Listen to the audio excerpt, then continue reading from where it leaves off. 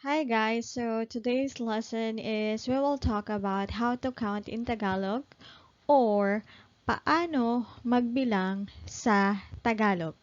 Okay, so let's start now. Okay, so let's start with number one. So number one is isa, isa, dalawa, dalawa, dalawa, tatlo, tatlo, apat, apat, lima, lima, anim, anim, pito, pito,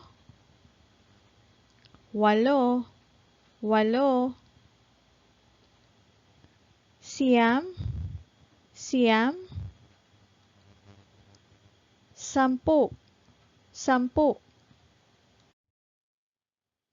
Okay, so 11 is labing isa, labing isa, labing dalawa, labing dalawa, labing tatlo, labing tatlo, labing apat, labing apat, labing lima, labing lima, labing anim, labing anim, labing pito, labing pito, labing walo, labing walo, labing siyam, labing siyam, dalawampu, dalawampu. So if you notice, we just added labing for numbers 11 to 19 and then labing plus the numbers 1 to 9. Okay, so these are the rules for 20 to 90. So para sa numerong 20 hanggang 90, magdagdag ng MPU kung nagtatapos ang salita sa A, E, I, at U. So in English, it means for numbers 20 to 90, so add MPU if the word ends in A, E, I, and U. So for example or halimbawa sa Tagalog, dalawa. So dalawa is 2. So it ends in letter A. So just add MPU to make it 20. Okay, so dalawampu. Dalawampu.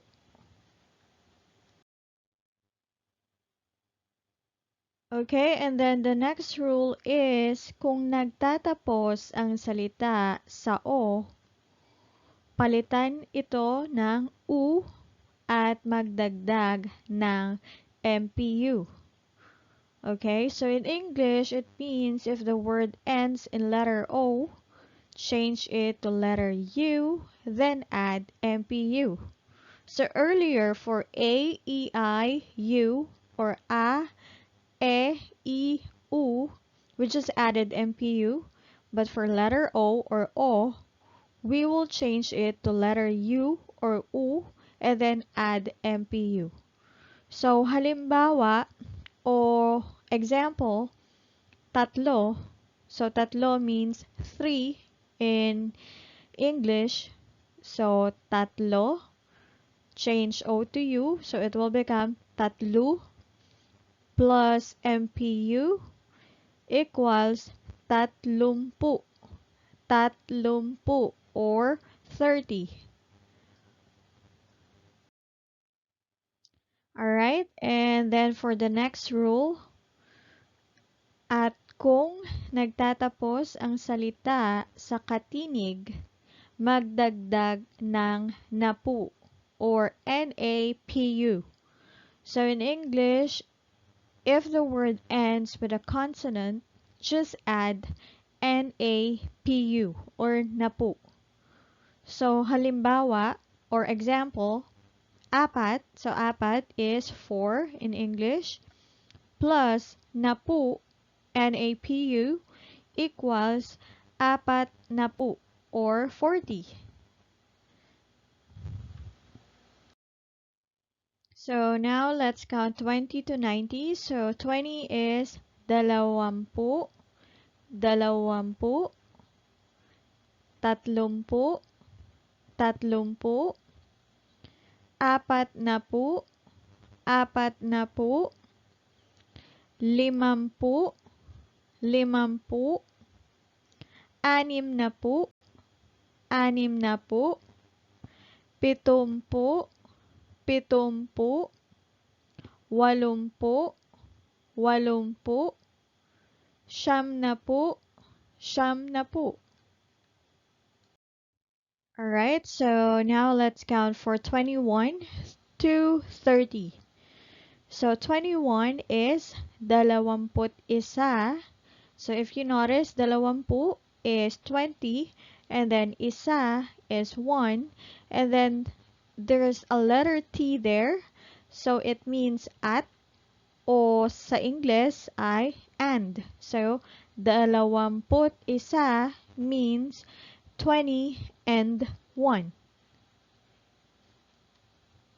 So dalawamput dalawa, dalawamput dalawa, dalawamput tatlo, dalawamput tatlo, dalawamput apat, dalawamput apat, dalawamput lima, dalawamput lima, dalawamput anim, dalawamput anim, dalawamput pito, dalawamput pito, dalawamput walo, dalawamput walo, dalawamput siyam, dalawamput siyam, at tatlumpu, tatlumpu. Okay, so now let's go to hundreds.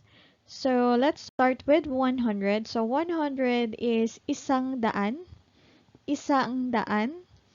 So isa is 1 and daan is 100. So the NG is just a linking word. So if you still remember the previous lesson, so if the word ends in a vowel or with a vowel, we use NG, or with a consonant, we use NA. Okay, so 200 is dalawang daan, dalawang daan, tatlong daan, tatlong daan, apat na daan, apat na daan. So this is what I mentioned earlier, that if it ends with a consonant, we will use na instead of nang. So apat, so consonant, na daan. 500, limang daan, limang daan, anim na daan, anim na daan, pitong daan, pitong daan, walong daan, walong daan, siyam na daan, siyam na daan, and 1,000 is isang libo. So 1,000 is libo. And then million is milyon, milyon. Billion is bilyon, bilyon. Okay, so now let's try to use the Tagalog numbers in a sentence. So, paano gamitin ang mga numero sa pangungusap? It means how to use the numbers in a sentence. Okay, so let's start. First sentence or unang pangungusap, meron akong dalawang kapatid. Meron akong dalawang kapatid. So the number is dalawa.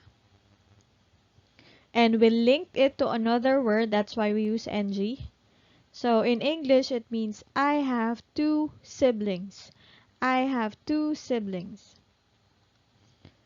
Next is, kumain ako ng 4 na pirasong manok. kumain ako ng 4 na pirasong manok. It means I ate 4 pieces of chicken. So, 4 is 4 and we use na for linking it to another word. So, next is 6 na taon na akong nakatira sa Pilipinas.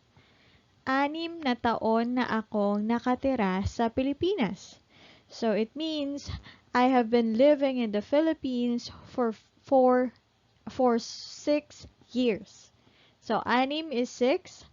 So, 6 na taon na akong nakatira sa Pilipinas. So, 6, the linking word is na because it's a consonant. So, next sentence is, bumili ako ng 3 kilong mangga. Bumili ako ng 3 kilong mangga. So, sa English, ang ibig sabihin ay, or the meaning in English is, I bought 3 kilos of mangoes. I bought 3 kilos of mangoes. Okay, so that's the end of our lesson. So, thank you for watching. Bye!